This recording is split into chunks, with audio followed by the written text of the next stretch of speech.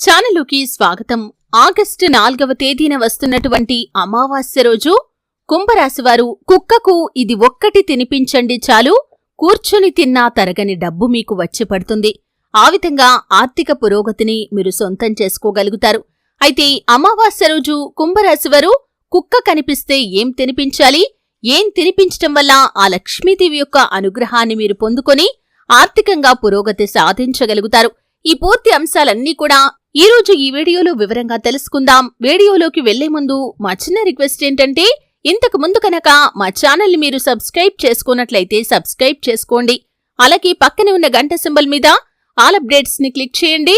అప్పుడే మేము అప్లోడ్ చేసే ప్రతి వీడియోకి మీకు నోటిఫికేషన్ అనేది వస్తుంది.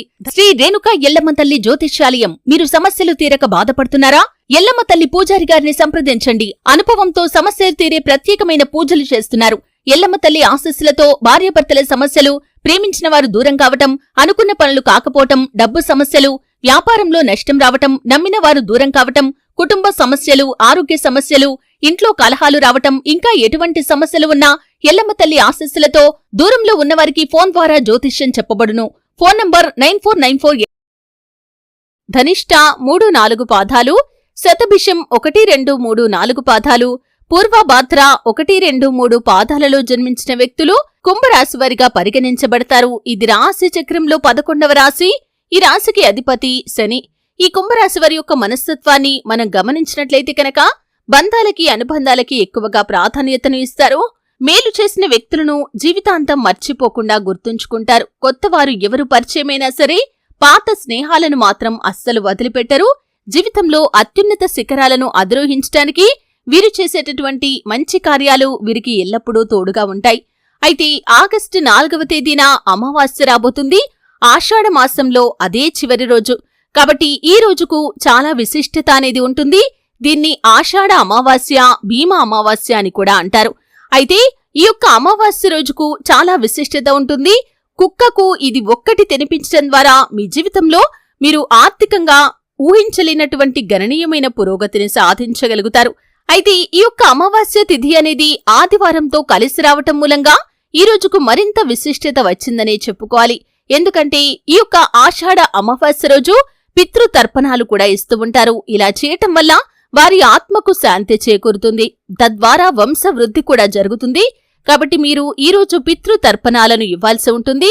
అలాగే వీలైతే కనుక పవిత్ర స్థలాలను సందర్శించి నదీ స్నానం ఆచరించి పిండ ప్రదానాలు చేయాలి.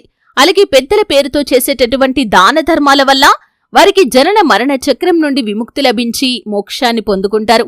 అయితే ఆగస్టు 3 శనివారం మధ్యాహ్నం 3:30 గంటలకు అమావాస్య ఘడియలు ప్రారంభమై ఆగస్టు 4వ తేదీ ఆదివారం మధ్యాహ్నం 3:54 వరకు ఉన్నాయి. పితృదేవతలకు తర్పణాలు విడుస్తారు కాబట్టి సూర్యోదయానికి అమావాస్య ఉన్న రోజే పరిగణలోకి తీసుకోవాలి. అంటే ఆగస్టు 4 ఆషాఢ అమావాస్య. అలాగే ఈరోజు దాన ధర్మాలు చేస్తే కనుక విశేషమైన పుణ్యఫలాన్ని మీరు ఖచ్చితంగా పొందుకుంటారు. అర్హులైన బ్రాహ్మణులకు అన్నదానం చేయాలి, వస్త్రదానం చేయాలి. అనంతరం పేదలకు, అభాగ్యులకి దాన ధర్మాలు చేస్తే కనుక పితృదేవతల యొక్క ఆశీస్సులు కూడా ఎల్లవేళలా మీకు తోడుగా ఉంటాయి.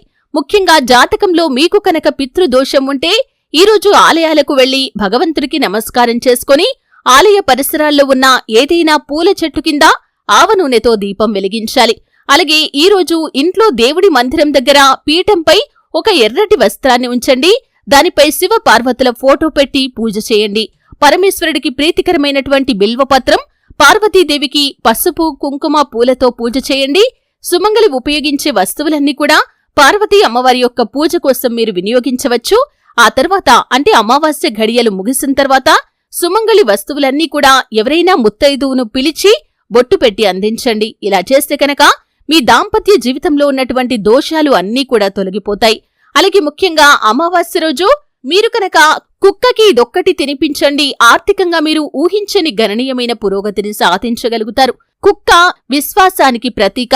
అలాగే పెంపుడు జంతువుల్లో కుక్కకి ఉన్నటువంటి ప్రాధాన్యత మరే జంతువుకి లేదని చెప్పటంలో అతిశయోక్తి కాదు. ముఖ్యంగా చాలా వరకు మనం చూస్తూ ఉంటాం. జంతు ప్రేమికులు ఎవరైతే ఉన్నారో వారు ఖచ్చితంగా కుక్కను ఇంట్లో పెంచుకుంటూ ఉంటారు. అంటే సాధారణంగా పెంపుడు జంతువుల్లో ఈ కుక్కకి విశేషమైన ప్రాధాన్యత ఉంటుంది. కుటుంబ సభ్యులతో సమానంగా ఈ యొక్క కుక్కను పెంచుకుంటూ ఉంటారు. ఇక చాలా మంది కుక్కను తమ ఇంటి సభ్యుడిగా చూసుకోవటంతో పాటు దానికి ఇష్టమైనవన్నీ కూడా చేస్తూ ఉంటారు. అలాగే కుక్క కూడా వారిపైన అంతే విశ్వాసాన్ని చూపిస్తూ ఉంటుంది. అంటే తన ప్రాణం పోయినా సరే యజమానిని కాపాడటానికి తన సాయశక్తులా ప్రయత్నం చేస్తూ ఉంటుంది. ఆ విధంగా విశ్వాసాన్ని చూపిస్తూ ఉంటుంది. అందుకే కుక్క అనేది మానవుడు మచ్చిక చేసుకున్నటువంటి ప్రధానమైన జంతువనే చెప్పుకోవాలి. అలాగే ఆధ్యాత్మిక పరంగా కూడా చూస్తే ఈ యొక్క కుక్కకి చాలా ప్రాధాన్యత ఉంది. దీన్నే మనం సునకం అని కూడా అంటూ ఉంటాం. అలాగే ఈ యొక్క సునకం కుక్క అనేది కాలభైరవుడి యొక్క వాహనం. కాలభైరవుడు అనే పేరులోనే అనంతమైన శక్తి దాగి ఉన్నట్లు అనిపిస్తూ ఉంటుంది. ఆయన ప్రతిమలు కూడా కాలాన్ని శాసిస్తున్నట్లుగా కనిపిస్తాయి. ఆయన రూపం భయంకరంగా కనిపించినా కాని తనని ఆరాధించిన వారి పట్ల ఆయన రక్షకుడిగా వ్యవహరిస్తూ ఉంటాడు.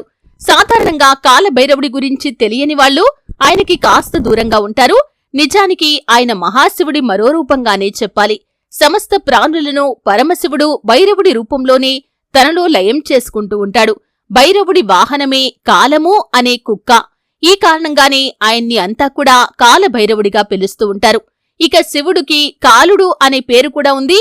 కాలుడి నుండి ఉద్భవించిన భైరవుడు కాబట్టి కాలభైరవుడిగా ప్రసిద్ధి చెందాడు.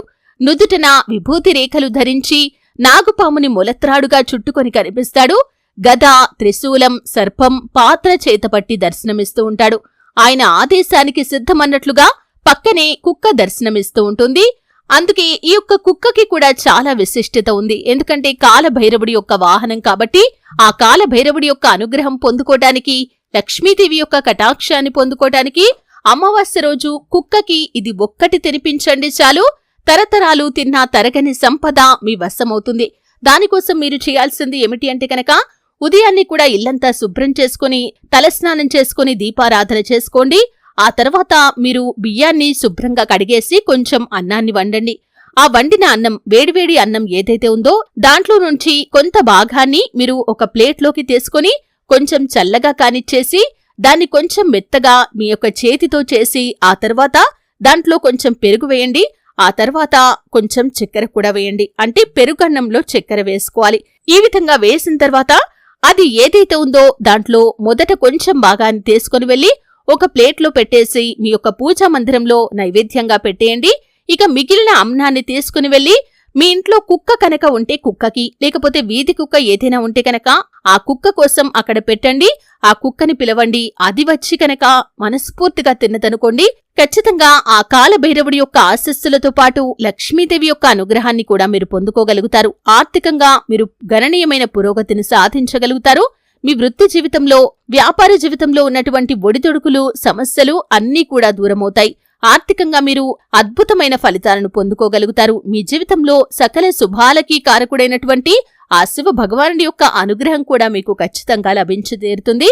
కాబట్టి అమావాస్య రోజు మీరు ఈ విధంగా పాటించవలసినటువంటి నియమాలు పాటిస్తూనే కుక్క కోసం ఇది ఒక్కటి మీరు చేసి పెట్టండి. అది మనస్ఫూర్తిగా తిని మనస్ఫూర్తిగా మిమ్మల్ని ఆశీర్వదిస్తుంది. లక్ష్మీదేవి అనుగ్రహం మీకు కలుగుతుంది.